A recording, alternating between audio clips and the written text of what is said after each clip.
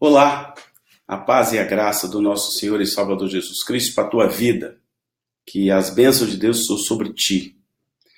Muito bem, todo mundo que me conhece mais de perto sabe que o meu ministério é muito voltado para ensino. Eu gosto muito de estudar a palavra de Deus. E eu costumo dizer para as pessoas que me cercam, principalmente o pessoal da Shekinah, que ninguém precisa fazer o que eu falo. Agora, o meu dever é ensinar o jeito certo, ensinar segundo a palavra. E hoje eu vou tratar de um assunto, assim, deveras importante, sob o ponto de vista espiritual. É a rebeldia.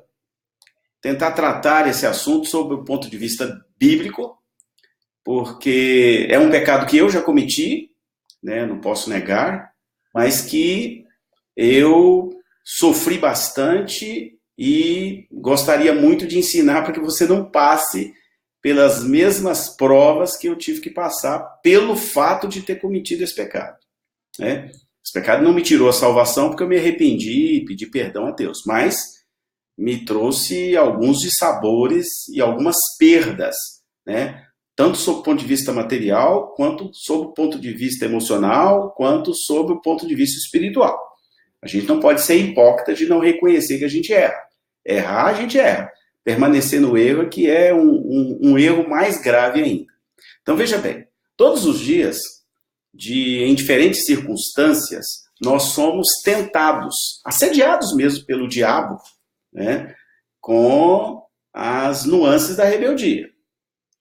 O sacerdote Samuel, eu anotei aqui, ele aborda este tema no Antigo Testamento dizendo assim: pois a rebeldia é como o pecado da feitiçaria, a arrogância é como o mal da idolatria. Assim como você rejeitou a palavra do Senhor, ele o rejeitou como rei. Então, nós temos aqui um contexto, né, de Saul sendo rejeitado por Deus por ter cometido esses dois pecados, né, mas de uma maneira específica nós estamos tratando aqui do pecado da rebeldia. Bom, rebeldia é pecar contra Deus de propósito, com a intenção de desobedecer a ele.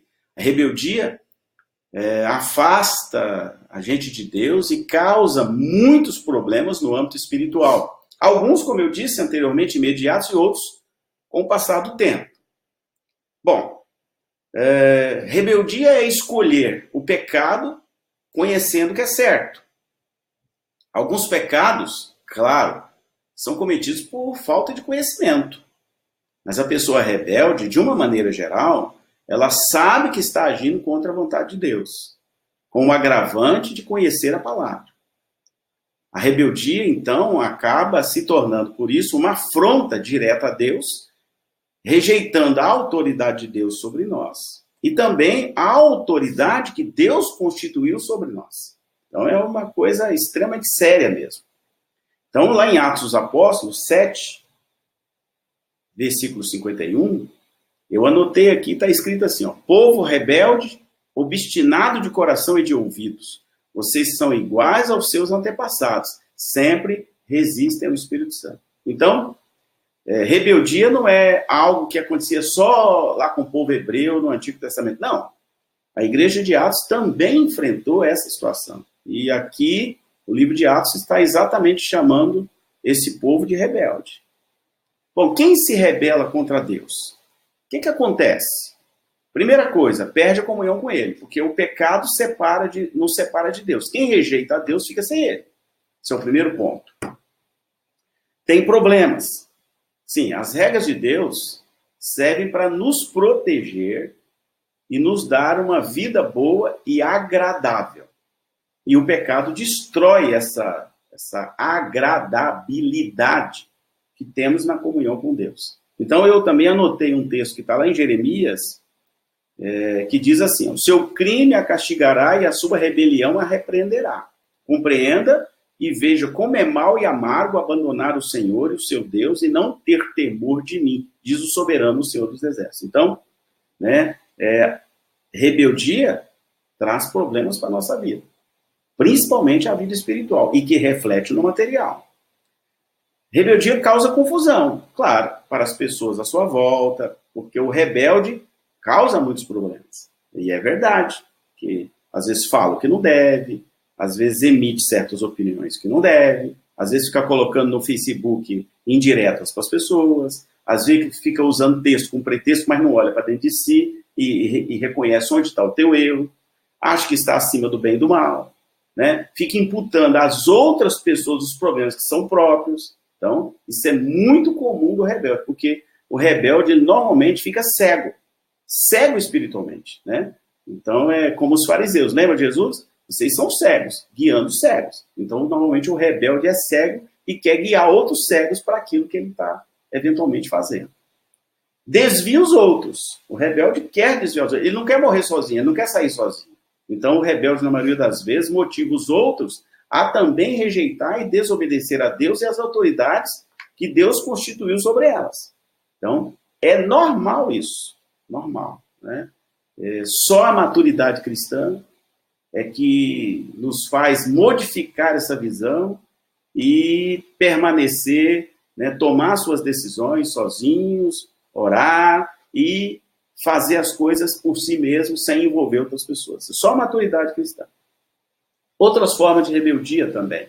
Rebeldia também é desobedecer e se opor a uma autoridade legítima de Deus. Não é o mesmo que se opor por motivos de consciência a alguma coisa que eventualmente esteja errada. Isso pode ser feito, claro. Eu não tenho que concordar com tudo que a pessoa A ou a pessoa B, seja ele pastor ou não, faça. Não, eu não sou. Mas, se eu discordar, eu tenho que fazer isso de maneira respeitosa e justa, dando ao outro a oportunidade até de se explicar. Não é? Rebeldia é querer que as coisas sejam feitas do seu jeito, mesmo quando a autoridade constituída tem razão. O rebelde não tem bons motivos para se opor à autoridade. Normalmente são coisas pessoais ou são questões de entendimento errôneo ou questões meramente espirituais e pessoais.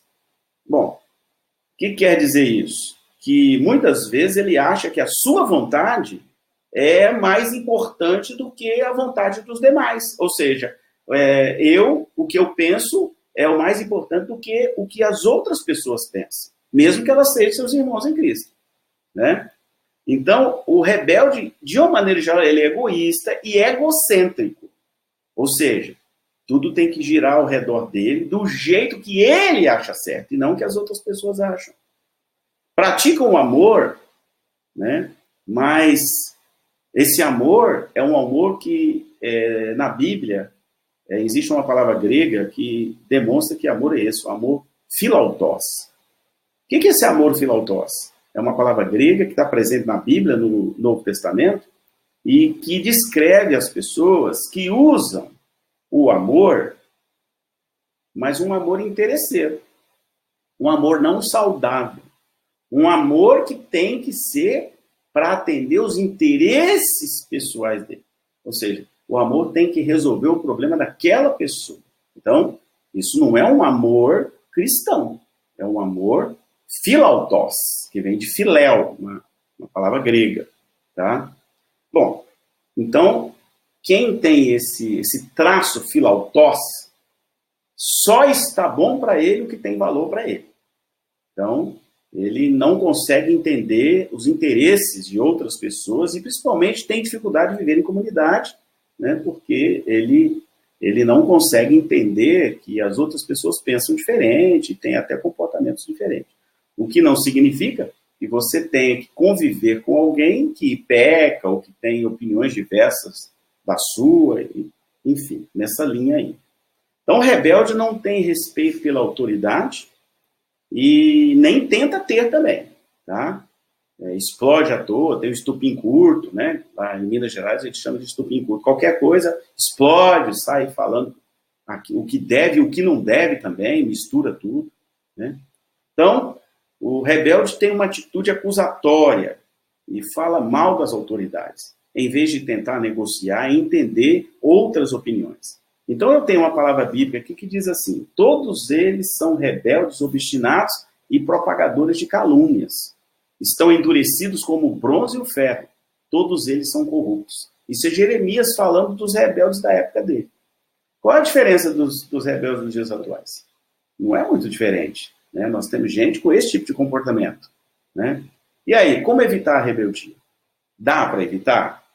Né? Como evitar essa rebeldia que Deus tanto se desagrada dela? É fácil? Não, não é, porque nós somos seres humanos, eu também sou ser humano. Quer dizer que eu sou pastor, que eu tenho a verdade absoluta em mim, não. A verdade absoluta está em Deus. Ele sim. Não há nenhum traço de qualquer coisa com relação à falta de verdade. Agora, eu não sou pecador. Certamente você que está me ouvindo aí, ou me vendo, também é pecador. Nós somos pecadores. Se nós dissermos que nós não temos pecado, a gente já pecou. Né? Por mais que a gente tente evitar o pecado, a nossa alma tende para o pecado. Por isso que Paulo vai dizer assim, né? A carne milita contra o espírito. E a carne milita o tempo todo, porque é a alma que recebe as setas que voam de dia e de noite, oriundas do lado do mal. Muito bem. Mas o que eu tenho que fazer? Primeira coisa, confiar em Deus. Deus lhe ama a mim também, e sabe o que é melhor para mim e para você. Ele quer, e isso a gente não tem nenhuma dúvida, Deus quer o nosso bem. E tem um plano bom para nós, mesmo quando você não consegue enxergar. Deus não é tirano. Ele é um pai carinhoso e justo. Porque aqui o que diz em Jeremias 29:11, já que eu peguei o outro texto, eu também vou pegar esse, né? Porque sou eu que conheço os planos que tenho para vocês. Diz o Senhor, planos de fazê-los prosperar e não lhes causar dano. Planos de dar a vocês esperança e um futuro. Então, o plano de Deus para mim é excelente. Jeremias 29:11, para te lembrar. Então, esse é um ponto. Segundo ponto, não se ache superior. Né? As pessoas confundem muito a arrogância com firmeza. Eu, por exemplo, sou uma pessoa extremamente firme nas coisas. Firme na doutrina, firme em convicção, firme nos meus pensamentos, firme em opinião. Isso é uma coisa. Agora, arrogância é outra, completamente diferente. As pessoas confundem uma coisa com a outra. Né? Então, ser arrogante é você achar que você é mais inteligente que qualquer outra pessoa. Né? Tem gente que acha que é mais inteligente até do que Deus. É verdade. Né? Eu tive um amigo, né, que ele era tão inteligente, segundo ele mesmo, na visão dele, que eu cheguei um dia a chamar ele de professor de Deus, porque tudo ele sabia, tudo ele era, né, mais inteligente do que as outras pessoas. Então, seus planos não vão ser melhores do que os planos de Deus. Porque veja bem, né, o que diz aqui, ó, pois os meus pensamentos não são os pensamentos de vocês, nem os seus caminhos são os meus caminhos, diz o Senhor. O Senhor declara isso, né? Então ele diz assim como os céus são mais altos do que a terra, também os meus caminhos são mais altos do que os seus caminhos, e os meus pensamentos mais altos do que os seus pensamentos. Isaías 55:8-9. Então, eu não posso achar que eu sou superior a Deus, e nem que o meu pensamento é melhor que o de Deus, ou eu sou mais inteligente do que qualquer outra pessoa na face da terra. Isso aí sim, isso é que é a arrogância, que muitas vezes é confundido. Terceira coisa importante, tenha respeito. Você pode fazer perguntas às autoridades que Deus construiu sobre você? Claro que pode. Você pode dar uma opinião? Claro que pode. Você pode fazer isso de maneira sincera, respeitosa, educada, no tempo certo, né? Sem ser rebelde? Claro que pode.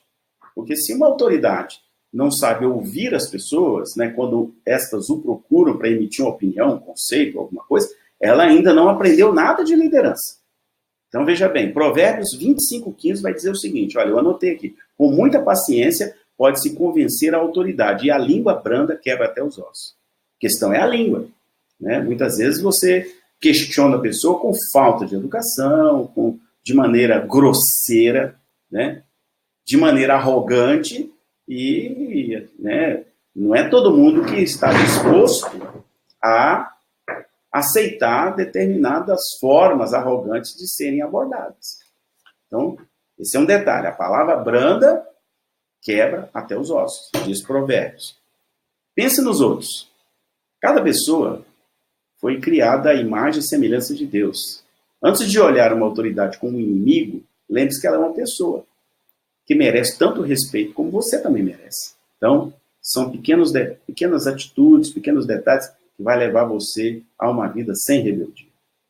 Quero fechar esse estudo com mais uma parte dos inúmeros ensinamentos da Bíblia sobre o comportamento cristão. Provérbios 6:16-18 está escrito assim. Vamos ler sobre 7 coisas que o Senhor abomina, ou seja, que o Senhor odeia.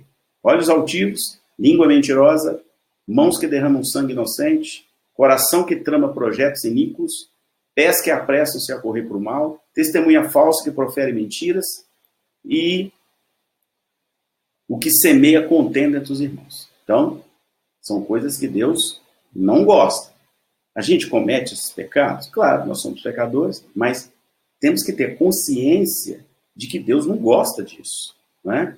Então, quando lemos essa descrição das coisas que o Senhor odeia, vemos nelas aqui que são especificamente coisas, mas também as pessoas realizam essas coisas aqui, né? E se as pessoas realizam, é um pecado que Deus não quer que a gente cometa, né? Então, resumindo, a rebeldia é o mesmo que resistir a Deus. E se você se rebelou, é como se estivesse a desobedecer a Deus. E se você desobedeceu, você está claramente resistindo a Deus. E se você, então, está resistindo a Deus, então você está se rebelando contra Deus.